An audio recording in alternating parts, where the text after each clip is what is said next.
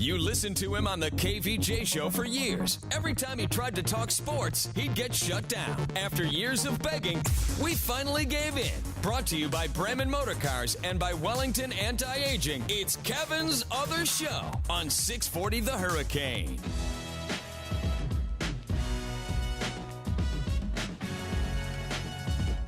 Well, it began last night, Diener. College football is back. Woo, baby. Like officially, I'm not talking like that week zero nonsense. No. I'm talking real, actual, bona fide, meat on the bone college football. Man, it was good to see. A couple interesting matchups, too. You know, you kind of get a little bit of a groove, see what's going on. And last night, already got a pretty good look at UCF, see what those fight nights going to be like.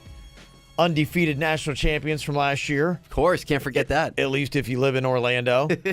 Ranked number 21 right now, taking on UConn last night, a team that's pretty much just all packed with freshmen and sophomore, and it's UConn. Yeah, so, there's that. I mean, you know, nothing that you would look at too much. But you did get to see the style of the offense, and though there are some schemes that are a little bit different with UCF, it looks like Josh Heupel is going to keep them a fast, run-and-gun, spread kind of team, putting a lot of points on the board.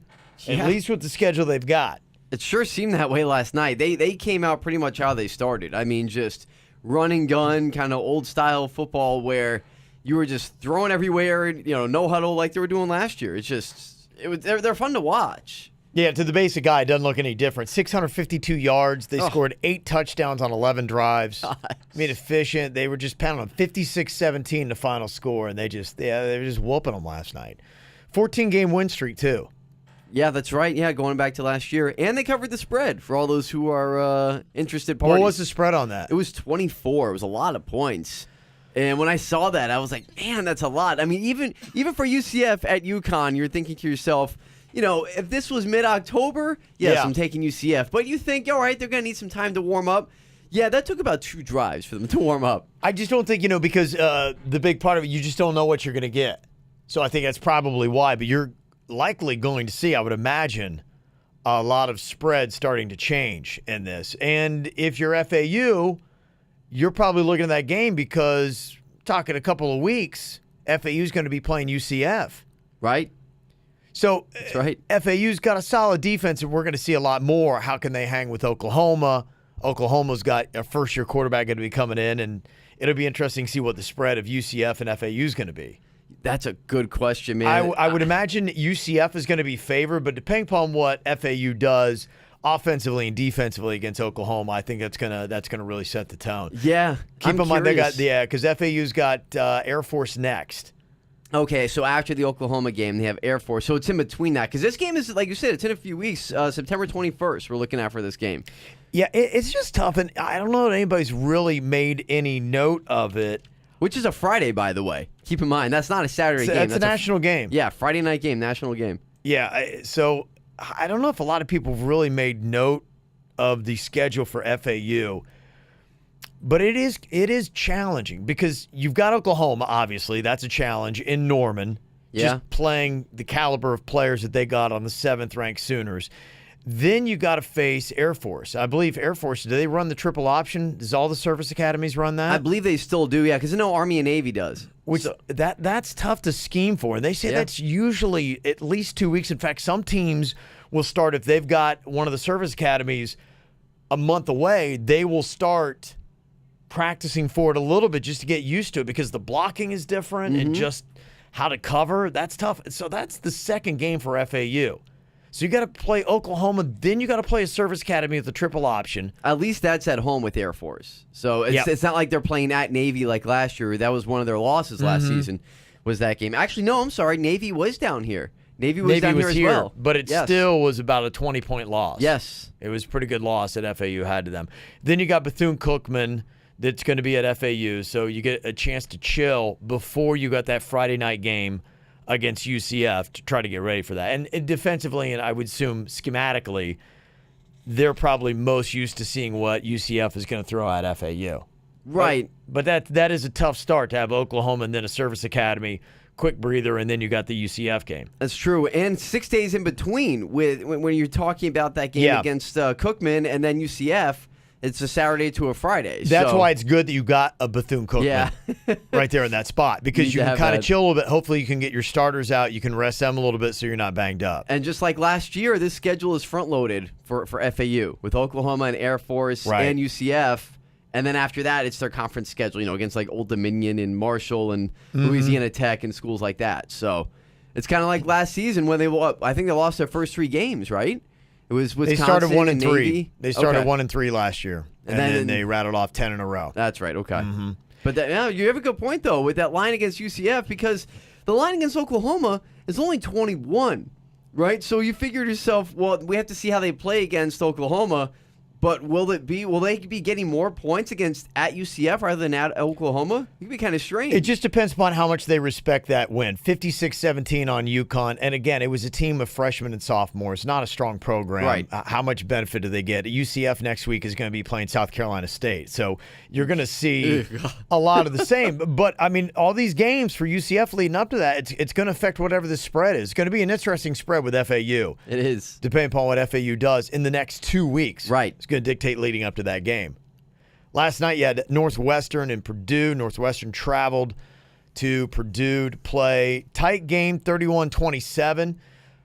Both teams running that spread. Purdue looks fast, look like they're improving a little bit. Northwestern secretly might be second best team in the Big Ten West. It's always something, isn't it? I know with the Big Ten, you're up on the Big Ten, so Yeah.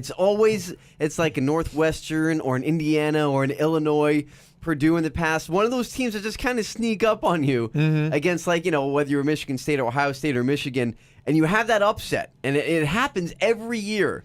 Where one of those big teams just kind of sneak up on you. Purdue's an improving team. You got the second year of Jeff Braun, their coach, who did very well at Western Kentucky. FAU fans are used to him. Right. Opening it up, gunning it kind of offense. In fact, last night, it was a close game. They had a Purdue defender that got an unnecessary roughness penalty that turned the game, that gave Northwestern a first down when they could have held them, and that would have changed the whole course. They would have had 2 minutes and change with that fast gun offense that Purdue had. They were still in that game. A dumb penalty last night cost them that game late. So Purdue looks like they're a threat. Interesting. It's going to be interesting to see, I think, what Nebraska is on the West. That's another team that's just kind of quiet because everybody's looking at Wisconsin and maybe Northwestern on the West. Mm-hmm. But you've got a couple teams that are percolating in the Big Ten West, including Minnesota, too. P.J. Fleck, remember what he did at Western Michigan? That's right. That guy can coach. Row the boat. Row the boat, baby. He's got some forget. spirit. Yeah, so it'll be interesting to see what happens with that. So coming up this weekend, of course, the games that we're looking towards, your Canes, got to be excited about that. Got LSU. Man. I feel pretty good about that. I think it's going to be a Canes win. I feel like my safest bet of the week, and I hate to say this because now I feel like I'm going to jinx them. My safest bet of the week is to say that Miami should cover the 3.5 spread in this game. Mm-hmm. Because, in talking to Joe Zagacki on Wednesday, one of the main points that we made was the identity here. We kept asking all the questions. What's LSU going to run? Is Joe Burrow going to run? Is he going to pass? Is it going to be a spread? How much are they just going to run with their running backs? Miami knows exactly what they're doing on offense, and they know exactly what they're doing on defense. To me, on paper, it feels like Miami should win this game by 10 points. I agree with you. Right? I think that would be one of my picks. I would take that. I like the Canes more than 3 in this game. Yeah, it's not that much. Yeah, I do. I like them by probably a solid 7. It was kind of interesting. Prediction today, and the always wrong Clay Travis this morning here on 640 The Hurricane. He predicted that LSU is going to go 6-6, and that they're going to fire Ed Orgeron, their coach, and then hire Lane Kiffin. Oh my gosh! To go up against Alabama every single year. Wouldn't that be interesting? That would. I like that. I mean, that's very fascinating. Yeah. That's actually not a bad prediction. I'll give him that one. Yeah. Because LSU's got a murderer's row this year, man. I mean, obviously with the Miami game, we've talked about their schedule, Alabama and Auburn. And they play some crazy games this year. It's going to be tough. Yeah. So that's one of the big ones that's going to be going on. Of course, you got FAU, Oklahoma, that game. And interestingly enough, one thing I saw about Lane Kiffin that I thought was rather interesting was just how often they go for it on 4th down. And it's not like, okay, I'm just a gambler. He was saying, look, those 4th down attempts that we go for, that's not just like I'm being an aggressive coach. It's calculated. There's analytics to back it up. And I have seen some numbers on that. I'm going for it on 4th down versus punting. And they do break it down to that level. And he said, look, those early surprises, helped us outscore some of our opponents. They outscored their opponents in the first quarter last year, 158-49. And they look at those analytics. So expect to see that. And they even went for it fourth down on their own 29 last year. Right.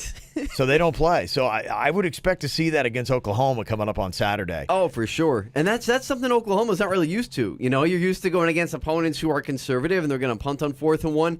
Thank God finally somebody has enough fortitude and smarts, quite honestly, to just go for it, man. It's 1 freaking yard. Right. Like all the time in Might the as NFL well. and What do you got to college. lose? Just What do you got to go for lose? it. It's crazy. The Washington-Auburn game, number 6 versus number 3, big game for both those programs. Wanted to get into the college football playoff. Take a look at the quarterback play on that. Can't wait. Number 14, Michigan versus number 12, Notre Dame. There's so many numbers you can throw out about just how long it's been since they've won a road game against a ranked opponent. You're going all the way back at least like 12 years. And look at back just the last 15 games, another troubling stat for Michigan. They're 8-7 That's under rough. Harbaugh. 8-7. That's just their last 15 games, period. Really? 8 Oh my and 7. gosh. I thought that maybe that was against like top 10 opponents or something. No. Like that's in general. Yeah, and he's Oh my gosh. 0-6 as an underdog at Michigan, and they are the underdogs against Notre Dame. So what happens when Michigan loses this game tomorrow? Because Michigan's going to lose. They're in trouble. If they lose, I'm not as confident as you Okay. that they're going to lose, and I don't know that I would say that. I personally don't think it's close. I'm not a big, really. Yeah. No, I think Michigan's defense is too good. I'm not a big fan of Notre Dame's quarterback, Wimbush. We'll see what happens with that. Michigan's offense, I think, is going to have some questions. Yeah. That's the biggest thing. But I think their defense will at least keep the game close. I know everybody's all over Shea Patterson, and he's, the next Harbaugh, if you will. But But his top receiver, Tyreek Black's out. see, that doesn't help. Yeah. That does not help. My biggest question for Michigan this year is, does Harbaugh make it through the season? Honestly, He'll I make know it through the sounds crazy, season, but I don't. Michigan's not a knee-jerky type place. He's a Michigan guy. They would do him the respect to finish the year. at but least let him go. Yeah. he can't lose Notre Dame, Michigan State, and Ohio State. He can't lose those 3. If he loses those 3, I can't see how they would keep him, That's it. considering he's 1-5. Yeah, that would be it. Yeah, so you just got so many great games going on this So weekend. much. And Miami needs to end their losing streak, too. Just Yeah. throw that out there. 3-game That's losing big. streak. You don't want to go to 4 this year, so they should win that. Sunday night, Monday night, you got the Noles up against Virginia Tech. That is a big game for them, too, in conference. Number 19 versus number 20. Man, Yeah. so much. You've got Florida with a bye, basically, against Charleston Southern. They're playing a game. Elon at South Florida. You got Indiana at FIU. That's a game that you could check out here in South Florida this weekend if you're looking for a little bit of action. So lots of good stuff going on. Good to see college football back. Dolphins last night. And, man, I got to tell you, the Dolphins, big-time win. But, Diener, the way you feel about the Dolphins, it was disastrous. A disastrous game for the Miami Dolphins last night, despite a big win. I will tell you why next. You can tell his wife. Just don't tell those other guys. It's Kevin's Other Show on 640 The Hurricane. So my boy Diener in here, he's a big Canes fan and also a big Dolphins fan. He loves his South Florida football. It's true. It's all true. So you would think after watching what happened last night with the Dolphins in Atlanta, beautiful night. What a big win, too. You would be ecstatic with a 34-7 win. You would think so. Yes.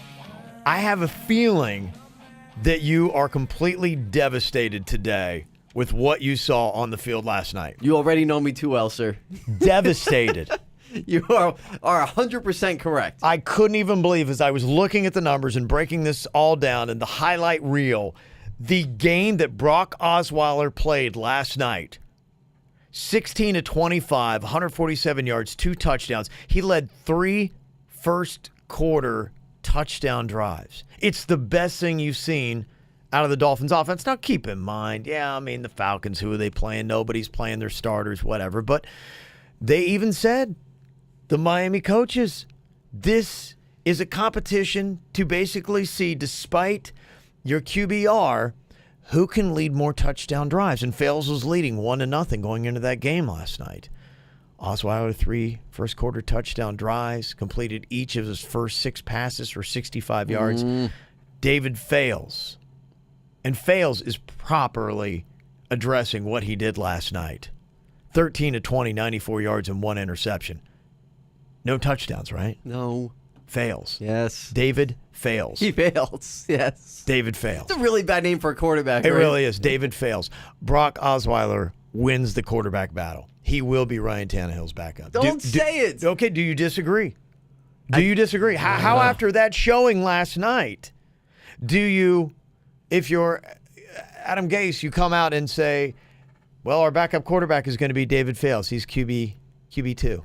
The only way I can have hope here that Brock Osweiler gets cut is to think on what I've been reading. He's not going to get cut. There's no way he's getting cut. Is to think Diener, there's no way Osweiler's getting cut. I hate that this happened. Now, it's possible that Fails stays on the roster and they continue the quarterback battle. Yeah.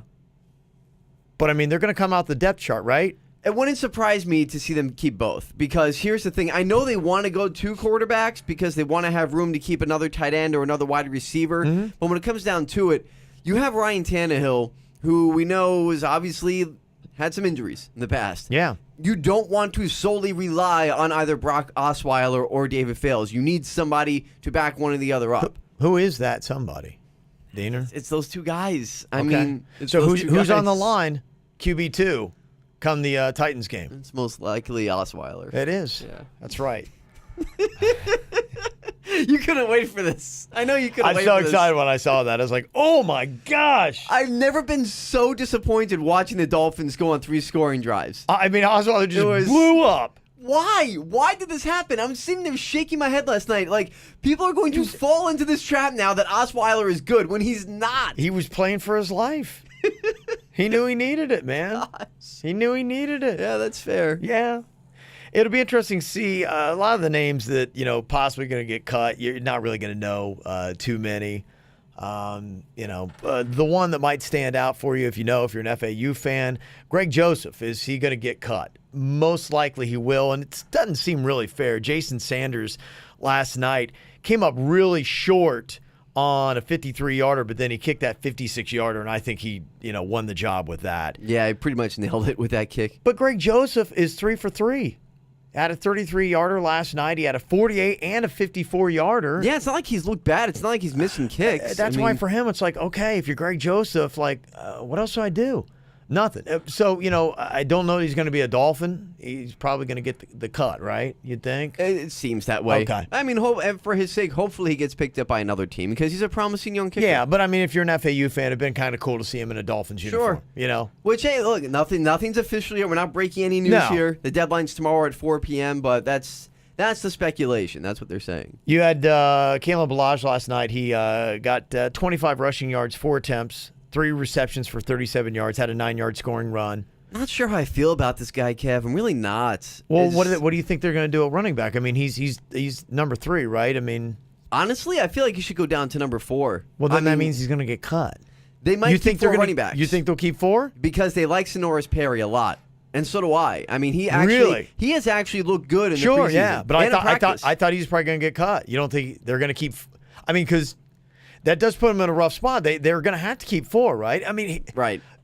Okay, here's the only problem you got, Diener. I mean, you got a 53-man roster. Yeah. You're talking about you're going to keep how many quarterbacks? How many running backs? Okay, so at what position group are you going to go super light if you're going to keep more than normal? Typically, you're going to have what? Maybe the 2 quarterbacks, 1 on the practice squad. Yeah. So you're going to have 3. Right. You're going to typically have 3 running backs. Typically, you have 3 running backs. So you're going 1 over at QB. You're going 1 over at running back. Yes. Okay, where do you start making these cuts? Somewhere you're going to have to go light on a... I feel like tight end Okay. would be where they go here. Yeah. There's no reason to keep 4 tight ends or even 3 tight ends at this point. Go 2? Just go 2 tight ends. You have your guys, and that's it. I mean, because you have talented receivers as well. Mm-hmm. I mean, obviously Devontae Parker is still there. Kenny Stills is really the main guy at this point. Amendola, Albert Wilson, Jakeem Grant. That's 5 wide receivers that they can legitimately play on this team. Okay. So even maybe like a 7th receiver, you don't necessarily need that. So I think that's where you can start cutting things, especially if they're going to keep Osweiler and Fails, both of them. Oh, gosh, Osweiler. They're going to keep Osweiler. They're going to keep Osweiler. He won a job last night. That to me is the headline more than the score. If there's any headline last night, Osweiler, QB2. He's going to be there. He's second string. I would rather He's have your second string quarterback. Keep Bryce Petty instead. No Get way. rid of this guy. Bryce Petty's gone. I know. Yeah. I know. Other big deals going on to check out, and it's kind of interesting, and it's a great week to be named Aaron and play in the NFL. For real. I mean, Aaron Rodgers getting a huge deal. Big deal that just came out today, too. Aaron Donald is getting a big deal. They finally set something up with the Rams. He's going to be making some big-time cash on that deal he's making. What is it, like $97 million guaranteed, something like that? I think it was somewhere in there like 87 or 97 million guaranteed. It's like a $130 million contract, the highest paid ever for a defensive player. It's just these contracts are completely out of control. Every year they get bigger and bigger. It's just incredible. And Khalil Mack, I mean, if you're sitting there going, yes. He's the last remaining piece of a guy who has not been signed yet. They say the Raiders are talking shipping him around for 2 first-round picks, but who's going to give up 2 first-round picks for Khalil Mack? Watch out for Cleveland. Could you imagine him and Myles Garrett playing together? I'm telling you, Cleveland, man. Could you looking imagine nasty, that? dude. Look at that defense. That defense is really looking nasty. If they can put some kind of offense together in Cleveland, they're definitely not going 0 for this year. Coming up here in a couple minutes, there's only 14 teams that can win the national championship. Okay. That's what ESPN says. I don't argue that. But there's only 14. Who are the top odds for winning? A lot of them, where do the Canes fit in that whole thing? And again, I've got a major problem college football has got to fix, or just get rid of the college football playoff. I'll tell you why next. Be part of the show on Twitter at 640 The Hurricane, hashtag Kevin's Other Show.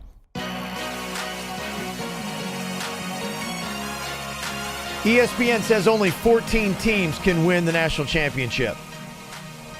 Yeah, they're right. Just ask UCF. Yeah, it's probably pretty close to that number. They're It's right. fair. They're right, and it's wrong, right? It is, yeah, because you should be able to have other teams that can, have a legitimate shot. I think you're just starting to see so many reasons why you need to go to at least a 6, if not an 8-team playoff. And you need to fix the regular season in college football. Now, this is a deep dive here on all this, but they've got problems because everything now is about the college football playoff and about winning a national championship. It's not so much college football 30, 40 years ago was about winning your conference and going to that great bowl game and playing whatever the matchup was that you had there. That was college football 20, 30, 40 years ago. College football today, with recruiting, money, TV contracts, is all about making it into the Final Four. And it's not fair. It's not laid out well. As a Buckeye fan, I got my own complaints, and look, I get it. My Buckeyes got completely shellacked at Iowa last year. After you do something like that, that's embarrassing. Shouldn't have been there. But my argument is the team that got in over them, Alabama, who won the whole thing, very deserving, absolutely. But the Buckeyes played a tougher schedule by putting in Iowa, who's on the western side of the division, and in that same place, Alabama had Mercer. I'm telling you, if I'm doing the scheduling, I'd rather have that. And what's better for college football is to make it tougher and have better schedules for this, because attendance is down. If you look across the board for college football, less people are going to check out the games because the matchups aren't as good. The home experience is also a lot better, and some people are just becoming disenfranchised with the injuries and everything else that happens in football. So to make the product better, we love these games. What are we talking about? We're talking about the Canes against LSU. We're talking about Washington, Auburn. This is what the fans want. The fans don't get jacked when you're talking Alabama and Mercer. It's a week off. Why would you even go to that? Alabama, if you bought season tickets, the games you're going to watch at home, awful. It's unbelievable, their schedule. And if we're going to eventually wind up in this college football playoff where we got to have the equal playing field, you got to play a similar schedule. Tim Brando actually was sounding off about Alabama's horrible schedule. Nobody talks about how easy Alabama's got it, but that is one pathetic schedule they're trotting out there, saying hello to the Citadel, Ooh La La, and Arkansas State non-conference. You got to be kidding me. And no one, I repeat, no one. I didn't see that in Roll Tide on ESPN the other night. I didn't see anything about that really tough schedule he's preparing those guys for, but it's out there. And to break it down, last year, Alabama did not beat a single school with less than 4 losses before it made the playoffs. That is so hard to believe. It's amazing. Right, and 2 of their wins were by a touchdown or less. And it is a big difference looking at your schedule and how you're going to play. And that's just the one thing where college football has got to get on the same plane. I mean, if you look, CBS Sports has gone and broken down like the toughest out-of-conference schedule for each league. For the SEC, the toughest out-of-conference schedule is Missouri, who plays Memphis, Wyoming, UT Martin, and Purdue. That's the toughest. That's the toughest? The toughest in the SEC is that. Okay. I mean, now, to be fair, Memphis was in the Conference USA title game last year against UCF. So, I mean, they're okay, but, yeah, that's the toughest. Wyoming without Josh Allen? Eesh. UT Martin? Oh, yeah, the powerhouse of UT Martin. Okay. Of course. Yeah. But keep in mind, that's the toughest out-of-conference schedule. Wow, okay. All SEC teams play at least one FCS opponent, and 2 teams play 2 FCS teams. I'm telling you, the rule needs to be this. You got to play 9 conference games and no FCS. That needs to be the hard, fast rule in college football. If you want to play in the college football playoff, you've got to have some kind of symmetry between this. And don't give me that, the SEC is the toughest conference, and we got to run through it. They're really not anymore. No, they're not. It's the Big Ten now. Ohio State's playing 4 top 14 teams Yeah. in conference. And it's not, you can't say that anymore. And it just shouldn't be that way anyway, because conferences will ebb and flow. Right. There'll be another conference that's up, and who knows? ACC building. ACC could have it. Pac-12 could have it. You don't know. Now, you talk about college football teams that play 11 Power 5 opponents this year. The Big Ten's got 3. Big 12's got 2. Pac-12's got 1. The SEC doesn't even have a team that plays 10 Power 5 opponents. Really? Arkansas's got 8. Ooh. And Arkansas is not a good team. The SEC is not scheduling wow. the way a conference should to say we belong in the college football playoff, because the thing we learned last year, Alabama versus Ohio State, it's not about scheduling a tougher opponent. It's about beating anybody you can. So how long has the SEC been getting away with this? Because over the past couple of years, we've been moving away from that the SEC is the best conference. And I feel like this has been going on for a while, and no one said anything until now. It's getting asinine, and more people need to speak up. And the NCAA's got to step up, and whoever puts together the college football playoffs got to say, the regular season's got to matter. Because that's what they say is the beauty of college football is the regular season, every game matters. But in the NFL, you're playing similar schedules, even though some you can rank, but you're still basically on the same playing field. You don't have an FCS equivalent in the NFL. Right. You do in college. So we got to get on the same plane. If we're not, then you shouldn't be allowed in this playoff. Because if that's what's so important, we got to all play the same thing. And that's an easy, hard, fast rule. No FCS, 9 conference opponents. Now go. See, that makes sense to me, but you will have teams like a Mercer, like a UT Martin, who won't like it, because even though they're going to go into these games and get shellacked. Who are we going to appease? Who are we going to appease? What are we trying to do? Do you want to appease? How many dollars are affected by these larger programs versus the smaller ones? That's what it is. It's a payday for them. So who cares what Mercer says? Honestly. You will have teams like that clamoring. But what about their players that really shouldn't be matched up against Alabama anyway? Yeah. And we're talking about injuries is making fans disenfranchised with the sport. The players that they can recruit at Mercer physically cannot match up against Alabama. They're going to just get pummeled for a payday for the school at the expense of the player's health. Why we do this? No, it's not right. I'm totally with you. I'm just saying you will have... It's glaringly obvious, and it's unbelievable that we don't say more about it. Because, look, if you are an Alabama season ticket holder, here's what you have to look forward to. At home against Louisville tomorrow, which is... That's fine. That's your opening game. Mm-hmm. But then you get to look forward to Arkansas State. You get to look forward to A&M. That'll be good. But then you get to look forward to L.A. Lafayette, Missouri, wasn't that great? Bottom of the SEC. No. And then you have Mississippi State. That should be a decent one. But then I keep going back and forth, because then you have the Citadel. So you're going back and forth to, that should be pretty good. So, oh, wow, that's really bad. Well, and if you look at the SEC, too, that's another thing. They've scheduled and peppered in the FCS teams in between their tough juggernauts. So you're not necessarily seeing that long run, like some are. I mean, we yesterday were talking about, Michigan and that 4 or 5 games, gauntlet that they have. Notre Dame's got an unbelievable gauntlet they got to run through. And these are the teams that they're doing it right. And it's not fair because they're scheduling the way they should be. Because it's get better for college football. It's a better product. It's better for TV. It's better for the fans. And it's even for the players. And then what happens is they lose and they get punished. They don't make the playoff and coaches get fired. Look, I was just saying earlier in the show that Harbaugh could get fired mid-season, which he probably won't. Yeah. But if they start losing these tough games, people are going to be clamoring that he needs to go. You're going to start seeing a watered-down college football product. If the SEC doesn't step up, you'll see other conferences stepping down, and then we're going to have worse schedules, less exciting games, and the attendance issues that we've been having in college football, it's going to only get exponentially worse. Yeah, and don't get me wrong. It's not like Alabama's been a bad team. They've been getting away with just playing bad teams. They've won national titles. They're winning I agree. playoff Alabama, games. I'm not taking anything away from their ability. I still say they're the number one team. But play games that mean something every single week, and don't give us we play in the SEC West as your excuse as to why we don't. It's not the same anymore. It's not the same. Clemson, number one chance to win the national championship or to make the playoff, 66%, 24% that they win the title. Dang. Alabama's second, 47% chance they make the playoff. And yeah, the schedule probably has a lot to do with that. Talent as well. Georgia Bulldogs, they've got Clemson, Alabama, Georgia, Notre Dame. They, again, are putting 2 SEC teams into the college football playoff, which honestly, that's not fair if you're going to play FCS teams like that. That's according to ESPN right now. Yeah. Who loves the SEC. They do love the SEC.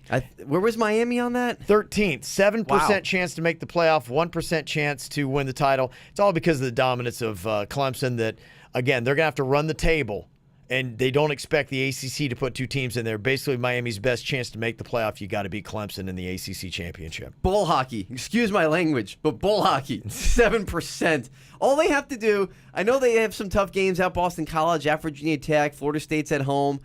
But if they go unscathed throughout the season, then they have Clemson. You could lose one game and you got to beat Clemson. I mean, Joe Zagacki agrees. Canes fans, you get one loss, but you got to beat Clemson if you do. And to be clear, in my opinion, that one loss could be against Clemson. They could go undefeated, lose to Clemson in a close game, and I still think make it in. That'd be fascinating. Yeah, I wouldn't argue that. That could be good depending upon what happens. The Big Ten is probably going to chew itself to pieces. Right. And the SEC is going to play FCS teams and skate in with 2. And that might be who knows, 2 SEC, 2 ACC. If that happens, people will lose their minds. We'll see what happens. It's all back. Coming up here in a couple of minutes. Okay, so Giancarlo Stanton hits you his 300th home run ball. Cool. You want to be cool and give the ball back to Stanton like the fan did. Was that the dumbest move that fan ever made? I'll tell you why it was next. Yep, he's here too. It's Kevin's Other Show, right here on 640 The Hurricane.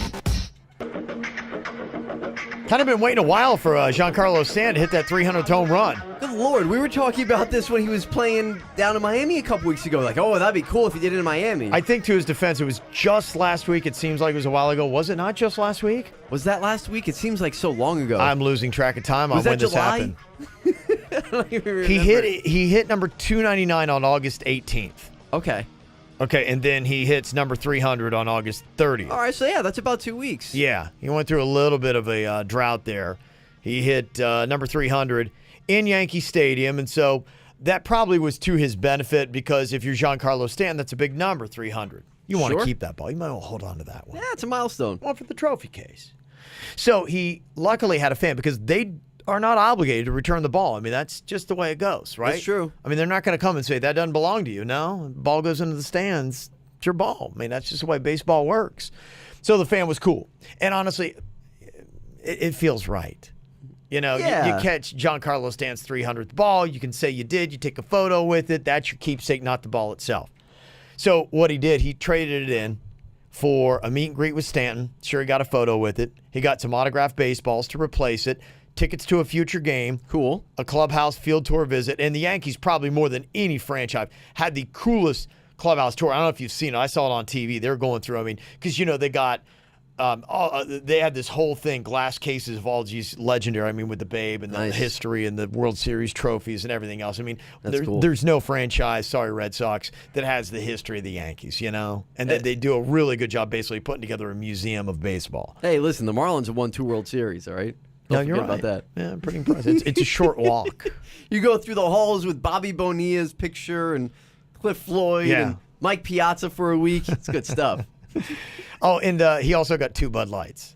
Oh, sure. How is that part of the package? I or guess why? I don't know. I wonder who negotiated. Do they have a standard trade package that they do this, or what was the negotiation like with this fan And I'm sure as a Yankees representative, not even Giancarlo Stanton, I mean, were they going back and forth? They're going, no, I'm going to need that tour. I'm going to need meet and greet. That's a good and question. I need 2 Bud Lights. How did that all come out? How does this work? Like, do they negotiate in the stands? Like, do they find the guy and say, hey, what would you be willing, what do you need to make yourself, give us this ball? What would you be willing to take for this trade? I mean, does that happen in the stands, or do they have a pull player you out agent? of the game? Yeah. I don't know. Take you to a secret room? That's why I wonder. I figured maybe they've already got kind of like a package, which they probably have. I mean, when you're talking about meet and greet, autograph balls, tickets, clubhouse tour, that seems like that's a standard. They probably hand that out to anybody. Yeah.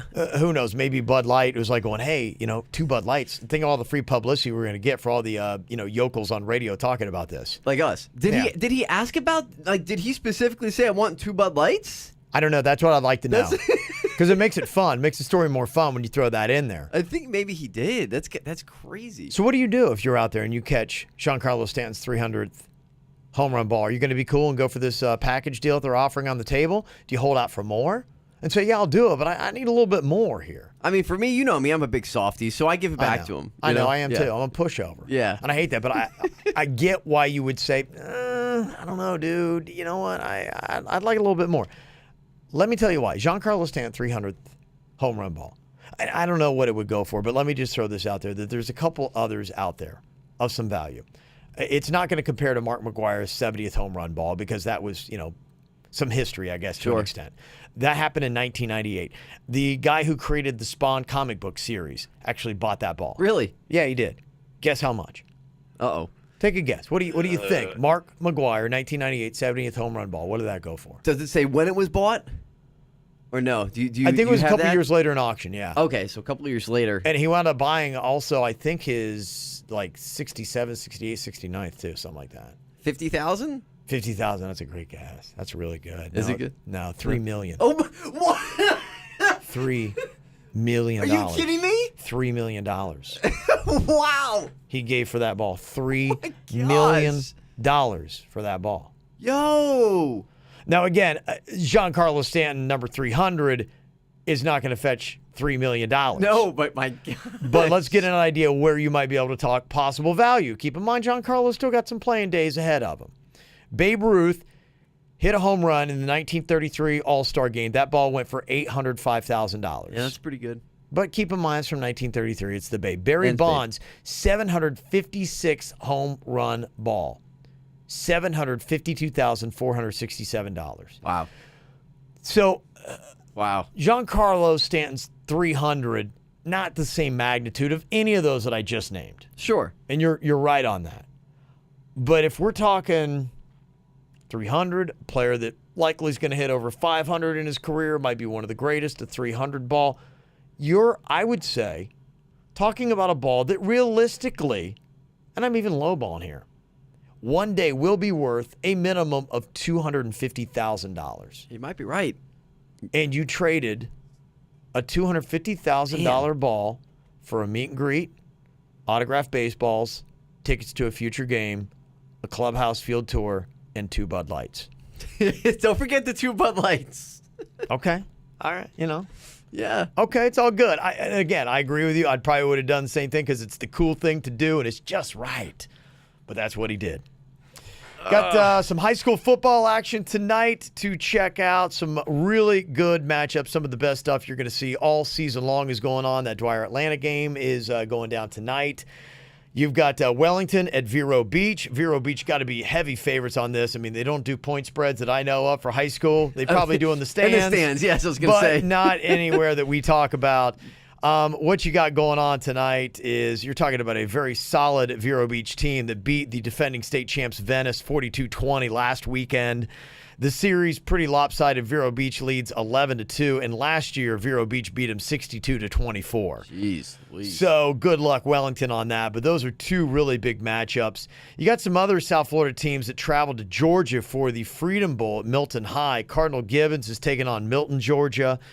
And 2 nationally ranked teams in Deerfield Beach, number 27 taking on number 46 Buford, and then American Heritage Plantation trying to rebound. Yeah. They take on a New Jersey team, St. Joseph Regional. So got some good matchups going on tonight.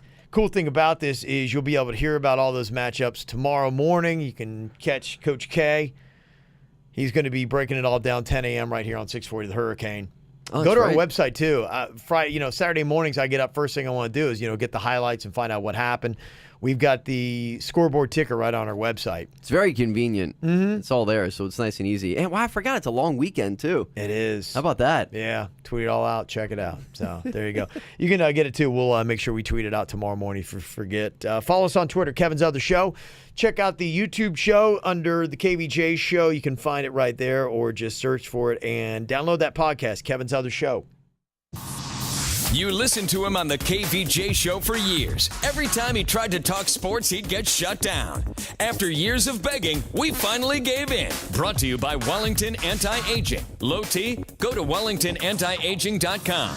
And by Bremen Motor Cars in West Palm Beach. A world-class experience. Shop BremenPorsche.com now. It's Kevin's Other Show on 640 The Hurricane.